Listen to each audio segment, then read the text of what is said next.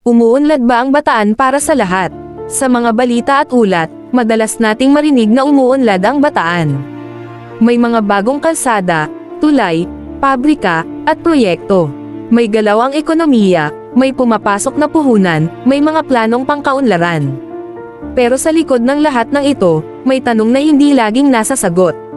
Umuunlad ba ang Bataan para sa lahat o para sa iilang tao lang? Kung gusto mo ng ganitong mga video, maaari bang pa-follow ng page natin at pa-share na din at pa-subscribe na din ng YouTube Mr. Bon TV. Tuwing madaling araw, bago pa sumikat ang araw, gising na ang maraming taga-Bataan.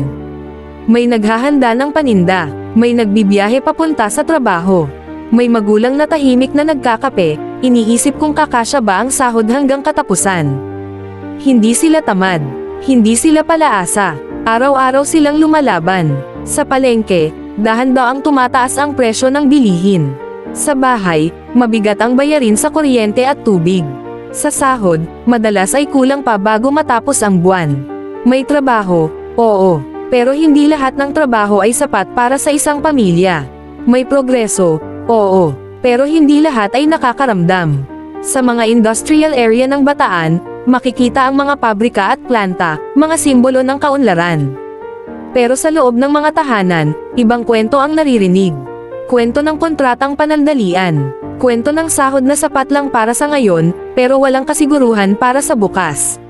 Para sa mga magulang, hindi marangyang buhay ang hinihiling. Simpleng pangarap lang, may maipakain araw-araw, may pang-eskwela ang anak, at kung papalarin, may kaunting ipon sa oras ng pangangailangan. Pero kapag tumaas ang bilihin, ang ipon ay nauuwi sa pangkain. Ang pangarap ay nagiging dasal. Ang kabataan ng Bataan ay puno ng pag-asa. Gusto nilang magtrabaho. Gusto nilang umasenso. Gusto nilang manatili sa sariling probinsya. Ngunit kapag kulang ang oportunidad, napipilitin silang umalis, hindi dahil ayaw nila sa Bataan, kundi dahil gusto nilang mabuhay ng may dignidad.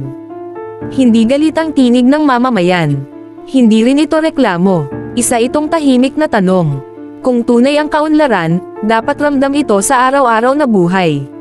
Sa hapagkainan, sa sahod, sa kinabukasan ng mga anak. Ang kaunlaran ay hindi lamang nasusukat sa dami ng proyekto, o sa laki ng gusali. Nasusukat ito sa dami ng pamilyang hindi na kailangang mamili kung kakain ba ngayon o magbabayad ng kuryente bukas. Umuunlad ang Bataan. Oo, pero ang tanong ay nananatili, umuunlad ba ang Bataan para sa lahat, o para lang sa iilan?